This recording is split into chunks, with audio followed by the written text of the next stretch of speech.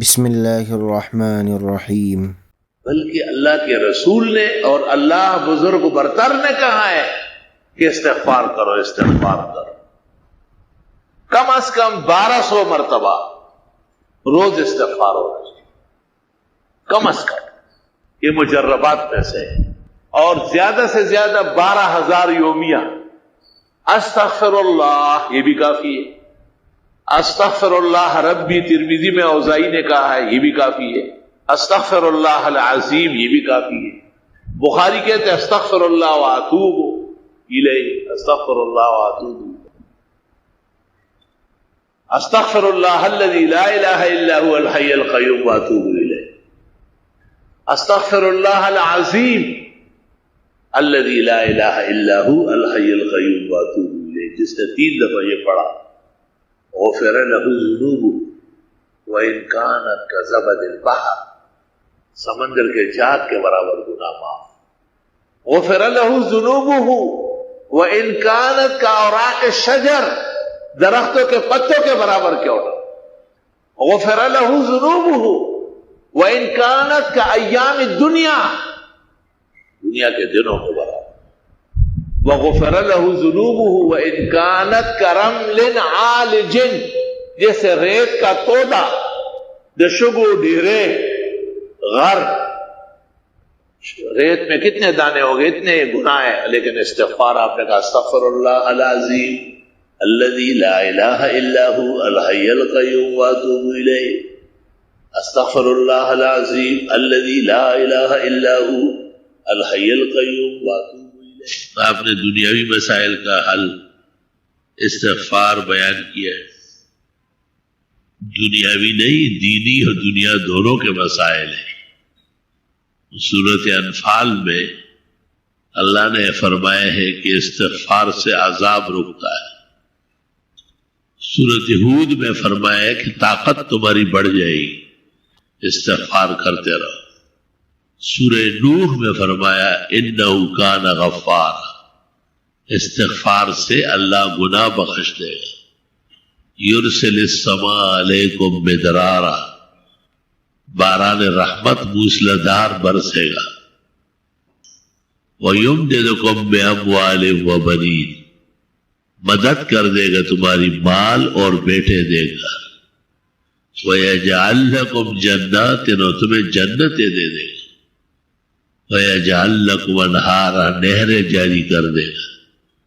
مَا لَكُمْ لَا تَرْجُونَ لِلَّهِ وَقَارًا، تمہیں کیا ہوا ہے کہ اتنی بڑی بات کو سمجھتے نہیں؟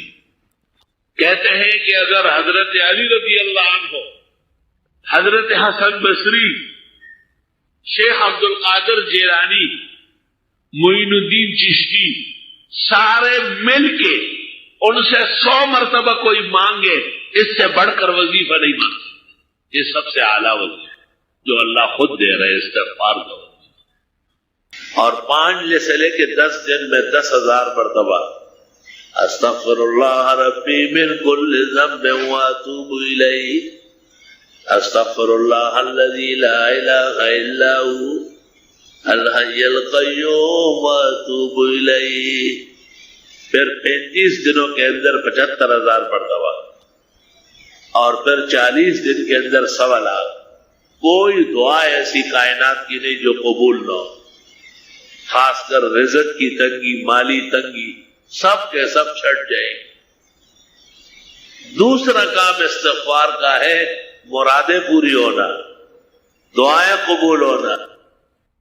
استغفار کی کثرت کرو، نہ پیر کی ضرورت، نہ مرید کی ضرورت، نہ زیادہ چلے کاٹنے کی ضرورت، نہ مشق اٹھتے بیٹھتے۔ استغفر اللہ الذی لا الہ الا هو الحی القیوم واتوب الیہ، استغفر اللہ ربی من کل ذنب واتوب الیہ، اللہم انت ربی لا الہ الا انت خلقتنی وانا عبدک وانا علی عہدک ووعدک ما استطعت، اعوذ بک من شر ما صنعت، ابوء لک بذنبی وابوء لک باسمی فاغفر لی فإنه لا يغفر الذنوب الا انت، سید الاستغفار۔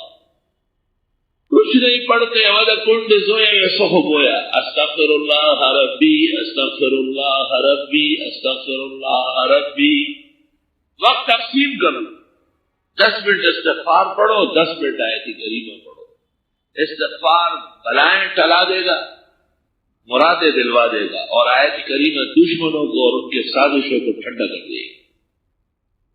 میں نے تمہیں وہ خزانے دیے جو اس زمانے میں کہیں نہیں ملے ہوں. کاش کہ تم میں قدر و احترام. پوری زندگی ایسے شرک کرو، دین و دنیا اللہ آسان فرمائے. زبان استغفار سے توجہ، دل استغفار سے معمور رہو. نو تعجب زماں پھڑے روح کو مگا اور ماں منزل بدے باہر کے گوہا. استغفار بہت زیادہ ہے. استغفار کی کثرت سے من جملہ فوائد کے 4 بڑے فائدے. ایک، گناہ معاف ہو.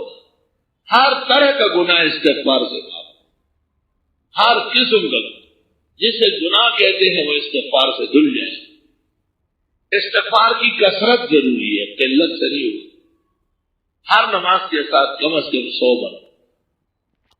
اور دنیا کی آبادی استغفار کی برکت سے بارشیں ہو جائے گی، بیٹا مل جائے گا، مال بڑھ جائے گا، چشمے جاری ہو جائے گا.